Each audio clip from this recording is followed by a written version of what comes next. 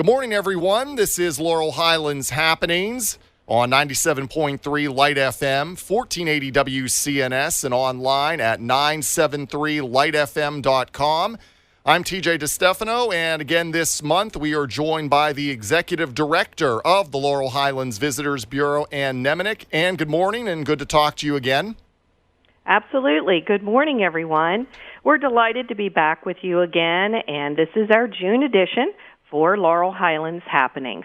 I am Ann Nemanick, the Executive Director of the Laurel Highlands Visitors Bureau, and my very special guest today is Ann Kraybill, Richard M. Scaife Director and CEO of the Westmoreland Museum of American Art in Greensburg, Pennsylvania. And the words Museum of American Art seem to be a part of your bio. Can you please share with our listeners a bit about yourself and how you've crossed a bridge, so to speak, to land here in the Laurel Highlands? Sure. Thanks so much for having me on, Ann. I started out as an artist. So I actually did my undergraduate degree at Maryland Institute College of Art with a degree in photography, and realized that to be a really good artist is really hard. And while I looked at some of my colleagues who had incredible talent, I felt like my energy and efforts were better suited towards working in museums, specifically in museum education. And so I had my first job at the Walters Art Museum in Baltimore, where I was introduced to this world of informal learning and how objects can really connect visitors and how visitors can bring their own interpretations to connecting with these objects. So from there, I went on to graduate school to the University of the Arts in Philadelphia, got a Master of Arts in Museum Education, and began my career, which has been a little over 20 years, working in that field with incredible institutions that have really wonderful American holdings. But it wasn't until I took an opportunity in Bentonville, Arkansas, to open Crystal Bridges Museum of American Art, which is a museum that was founded by Alice Walton, who grew up in Bentonville, daughter of Sam Walton of the big Walmart empire, as everybody probably knows. And she wanted to have a world-class institution in her hometown. And there was, a lot of criticism from the elites on the East Coast and the West Coast and arts organizations that thought, gosh, an institution like this could never be appreciated in the middle of America. And we couldn't have disagreed more. And I think once we opened, they've welcomed over 6 million people through the doors with the attitude of we welcome everyone. I really saw the power that institutions could have in bringing community together and being a forum for not only connecting with American history, but connecting with universal ideas, being a space for equity. And so I wanted to take all of that and bring it here as I stepped into a leadership role at the helm of an organization. And so that is how I found myself in Greensburg, Pennsylvania. I do not have family here, so I think a lot of people wondered why I came, but it's because I saw this incredible gem of a cultural organization and really wanted to take it to that next place of being relevant to the community.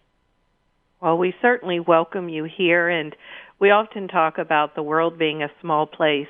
I, too, am a transplant here in the Laurel Highlands, and when you mention your early beginnings of Maryland, it takes me back because Maryland is my home. So, the world in travel and tourism takes us all around the world, all around the country, but sometimes you just land exactly where you're supposed to be, and I certainly think that is definitely your case because you joined the Westmoreland at such a keen time in its journey as a museum. If someone has not visited the museum recently, what can they find? I know the gift shop is my go-to. When I need something that's unique and a little bit different, automatically my mind goes to the wonderful little gift shop that you have there as part of the museum landscape. Yeah, absolutely. We have an incredible gift shop that also really elevates our regional artists. So you'll find a lot of wonderful art and jewelry and crafts that are created by our own creative makers here. If you haven't been to the Westmoreland in a while, you're also going to just see an incredibly new facade and facility. In 2015, the museum reopened after almost 2 years of construction to build a new cantilevered gallery and basically completely overhaul the interior spaces so that they are, updated and new and are able to include, all of the wonderful collections that we have. And, you're going to be able to find lots of different programs to participate in, particularly once we find ourselves in a post-COVID world. So, yes, you're going to see a whole new facility, and you're going to see our wonderful holdings, our wonderful collections, and you're also going to see more contemporary art. That is something new as well in 2015. Previously, the museum collected up until 1950. And now we collect contemporary art, which gives us an incredible opportunity to really diversify our collection as well. Wonderful. Now, you have a really unique approach to the admission to a museum. Share with our listeners the cost of visiting the Westmoreland Museum of American Art. Yes. So we previously had a suggested donation fee of $15. And while it was a suggested donation, I think there was a real perception that was a real cost, and it was a barrier for entry for many of our residents. And we made the decision. It was something we've been talking about for a while, but particularly after the Tree of Life shooting, that we did not want to have a barrier to access what we thought was just a really important space for people to be able to heal, to be able to connect and talk about difficult issues, to be able to find a place of respite. And so we eliminated our suggested donation fee. We had always had free days, but we felt like we wanted people to be able to visit on their own terms whenever they wanted. And it also provided an opportunity for people to not feel like they had to spend hours there. They could just pop in, spend 20 minutes with us, pop out on almost a daily basis. So it just becomes a part of the rhythm of their natural day. I love that thought process. That's really unique, and certainly I like your idea of it being a place of respite, just to walk through those doors and close the doors behind you, and you're in a new immediate space where you have connections that speak to you. Adaptability is something everyone has experienced as we've faced the recent and ongoing health pandemic. I know the Laurel Highlands Visitors Bureau has watched you and your team adapt in absolutely remarkable ways. Tell us about some of the very cool programming that you implemented over these past few months. Well, I think like lots of organizations, arts organizations, we quickly had to pivot and go and work in a digital environment. So we have not only been using our social media channels to try and engage audiences, but we've been creating a lot of really wonderful enrichment videos. You can find those on our YouTube channel as along with Facebook and other social media. But we've also really invested in how can we be of assistance to families during this time. We received a grant that allows us to offer virtual art camps for no charge, where we actually send the materials out to families. So this includes, down to if you need a glue gun, we're sending that to you. And those classes meet daily over 4 weeks for a 2-hour period for students to be able to create. And I think that's something that, families are really seeking right now, is some sort of structure, some sort of social connection. And that's the other thing we found, is that in creating these live classes in an online environment, not only are we connecting people, but we're connecting people that have never engaged with us before. So we had a pop-up studio where we had all new students in this digital online environment. And so, just because our doors are closed doesn't mean that we still can't bring people together and have amazing experiences with art and with each other. Have you found new people have found you through this experience that might not have really engaged or been a part of anything in the past? Yes, and particularly because we are on the outside of Pittsburgh, it's not so easy sometimes, particularly if you don't have transportation to get to us. And so we found that this has actually presented an opportunity for us to connect with people that may be in Allegheny County or in other surrounding counties that just don't have that easy access to us. Wow. Do you think some of these virtual experiences will be a part of the museum's permanent collection, so to speak? Well, certainly in the near-term future. We are planning on reopening and how to do that safely, but from a programmatic standpoint, we're going to have to continue to offer virtual experiences, so virtual classes, virtual pop-up studios, even virtual tours that may be taking place. We're getting ready to transition for how we engage K-12 students because we are anticipating that even if schools reopen, we're going to have to continue to offer and engage them digitally. And the last thing we want to do is take a year off and not do that. And then I think what we'll find is that when we built that infrastructure and we built that way of engaging with the community, that we'll continue even in whatever that post-COVID-19 world looks like. Wow. What about summer camps? We're hearing a lot of the Laurel Highlands summer camps that are a destination are not opening this year or modifying exactly what they might have done in the past. So how does this fit for the museum? So that's what I was referencing with those art kits. We will be offering 4 weeks of summer camp at no charge. Families can sign up daily, or they can sign up, for a full week's worth of classes. And then we send the materials out to families. We have reserved a selected amount of spaces for families that are served by Big Brothers Big Sisters and by Casa Westmoreland. So unfortunately, those camps are sold out. That tells you how in need families are to have engaging experiences for their kids. Good. Well, that's just a wonderful, wonderful service that's being offered by the museum. So let's kind of take a moment and move into the museum as a whole. The current exhibits and what's on the horizon for 2020 and beyond as we try and move forward out of what has been the normal experience the last 11 to 12 weeks and looking into the future. Well, we decided that we were going to postpone our exhibition starting in May. So we had an exhibition called Border Cantos Sonic Border that was going to open up. And we realized that we would be bringing this exhibition in and nobody would be able to come and experience it. So beginning in May 2021, we will have Border Cantos, followed by our Doris Lee Simple Pleasures exhibition, which is a one-of-a-kind retrospective on a very undervalued artist, Doris Lee, who actually sold more prints of her Thanksgiving painting than Grant Wood did of American Gothic, yet she's unknown to the general public. Yeah, so we're really excited to have her.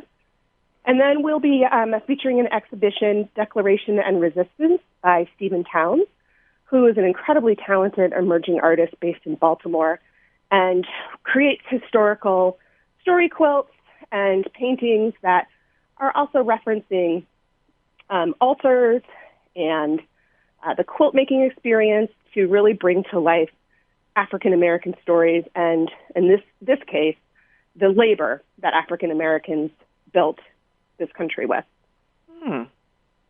Wow. So we're looking forward into 2021 with new exhibitions, if I'm understanding you correctly, right?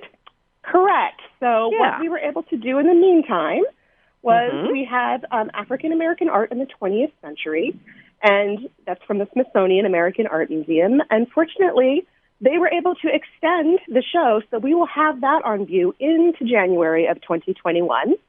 And then from February through late April, we're going to do experiments with our permanent collection, perhaps experiments with local artists here, where they can have their artwork in conversation with our permanent collection. So we're actually going to use it as an opportunity to be a little bit playful and a little bit experimental. Fun. You are such a visionary. I just love chatting with you and just love learning about what you feel art can be.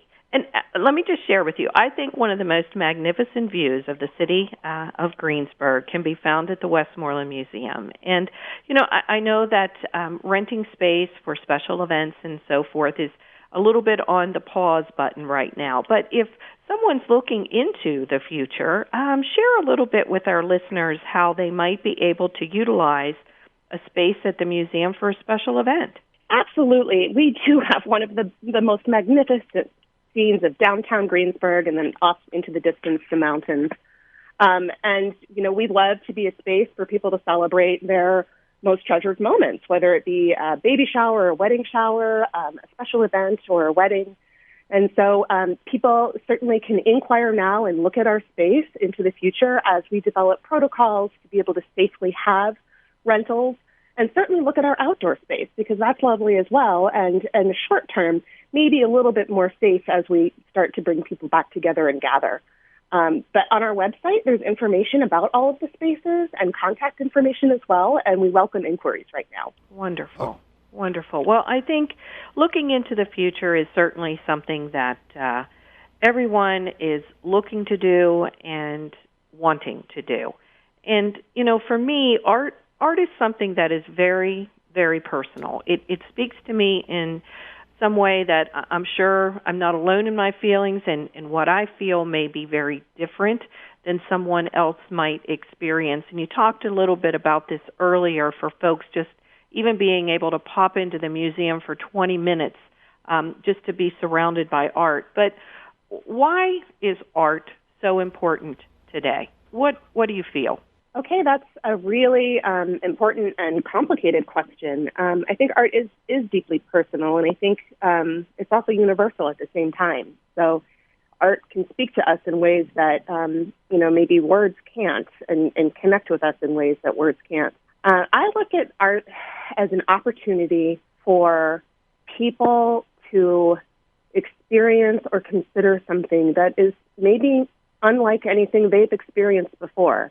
And it can almost serve as a sort of portal into different perspectives, different lived experiences. And that is so important, particularly as a museum of American art.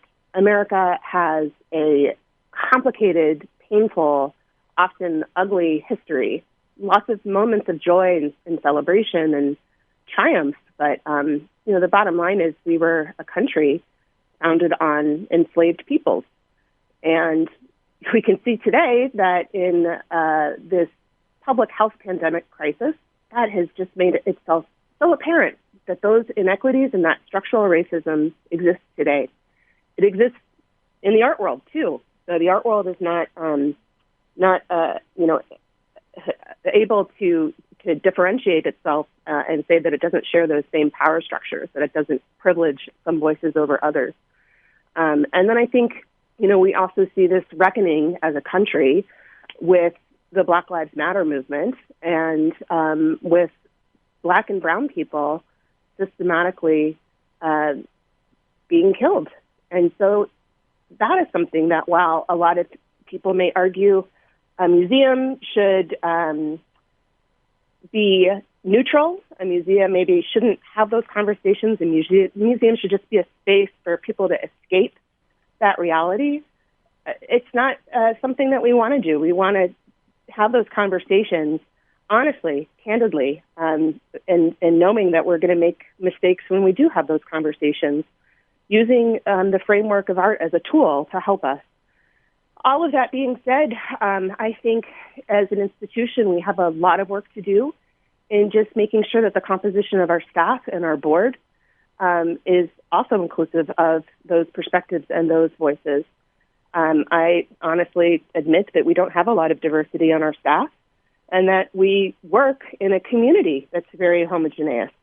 And we work in a community that, I'm talking with you, Anne, about the Laurel Highlands. It's associated with tourism and escape, right? And being able to maybe have a wonderful experience with your family. But at the same time, we can't just turn our head to all of these injustices. And I hope that the Westmoreland and that art provides an opportunity for us to consider that reckoning and to consider what we can do as individuals and collectively to fight for justice in our country. You mentioned that you have an artist on exhibit right now, correct? So can you share a little bit about this particular collection? And then you mentioned also a special artist that will be coming in 2021 with the quilting and so forth. So talk about those artists, and I'm just interested in this I guess, how challenging it is for a black artist or an artist of color to really make an impression in the art world. Yeah, yes. So we have the African American art in the 20th century from the Smithsonian American Art Museum. And these artists were working throughout the decades in the early 1900s through, I think the latest in this particular collection goes to the 1990s. And reflect all of the injustices that have been happening through the 20th century, along with just everyday experiences as well. And many of them were working alongside their white counterparts, yet were unrepresented in galleries, unrepresented in collectors. You think about what elevates an artist, it's acquisitions, it's collectors purchasing their work, it's museums showing their work. And that wasn't happening. And it isn't until much more recently that museums have started to do that, and in particular with this collection from the Smithsonian, and lots of museums, including the Westmoreland, are starting to try and much more actively collect artists of color. But we have to be really honest with ourselves at how it's perceived and how genuine those efforts really are, and not just pay lip service through temporary exhibition programs where perhaps the painting goes on the wall for a 3-month period, or the artwork is displayed for a 3-month period, but that we actively acquire those artworks and we pay for those artworks. We, have a very small but growing collection ourselves of artists of color that we are actively, again, trying to expand upon. One of the acquisitions that we'll be making will be of Stephen Towns' artwork. He's done an incredible coal miner series, and so we're really excited to bring that in because, as you know, we have a wonderful collection of scenes of industry, but the perspective of those lived experiences is pretty narrow. So I think that this is going to bring voice to all of the Black Americans who were working in that industry as well.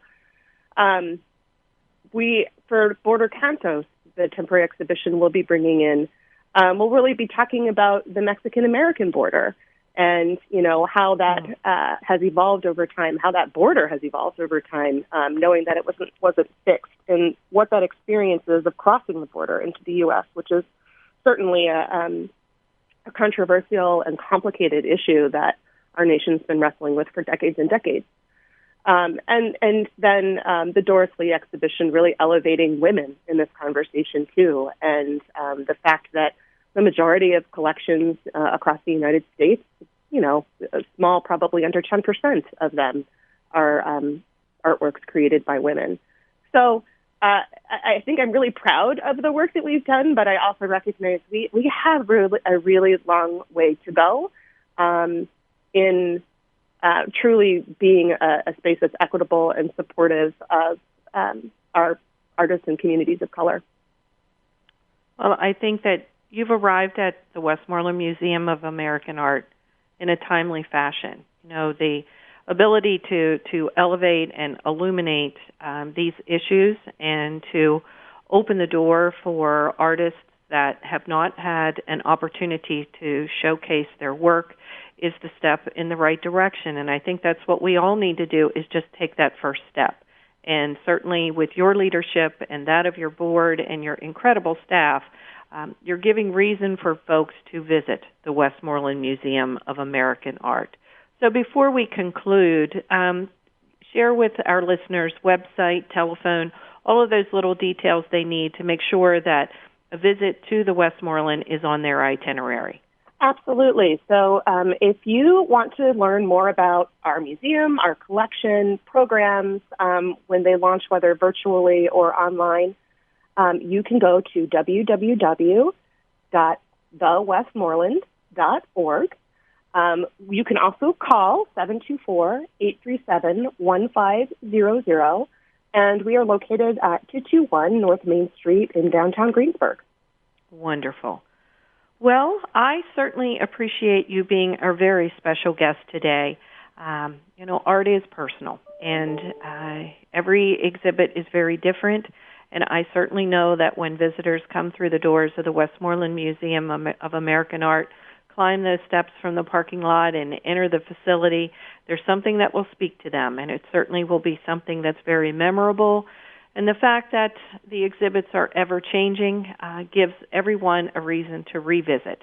So if you've not been there, make sure that you add this to your itinerary. And if you've been there before, we certainly want you to come back to the Laurel Highlands and make sure that the Westmoreland is part of what you include in your visit when you come. Listeners, I want to thank today's sponsors. We have Idlewild and Soak Zone, located just outside of Ligonier, and the Westmoreland Arts and Heritage Festival.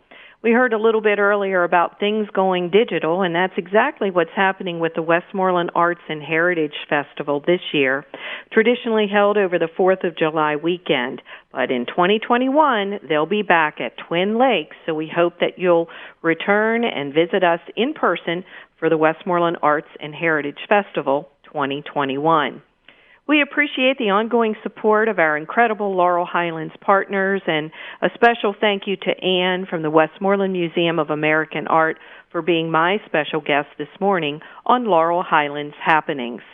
We hope you'll tune in next month for our July edition, where I'll have another special guest that I know that you will find very engaging and enlightening.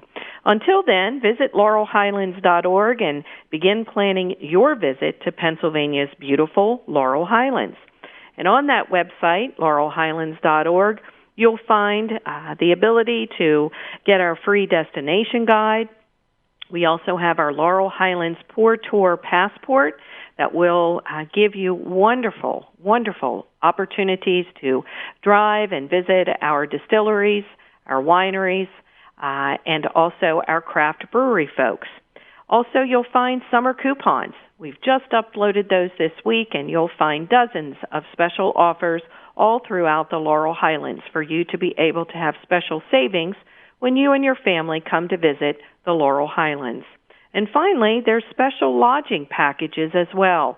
Many of our hoteliers and lodging partners are making it very easy for you to plan a visit to the Laurel Highlands. They're taking out all of the planning process that would normally fall to you, and they're doing it for you.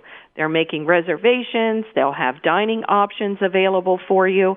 So again, visit laurelhighlands.org and begin planning your visit this summer, the summer of 2020, in the beautiful Laurel Highlands.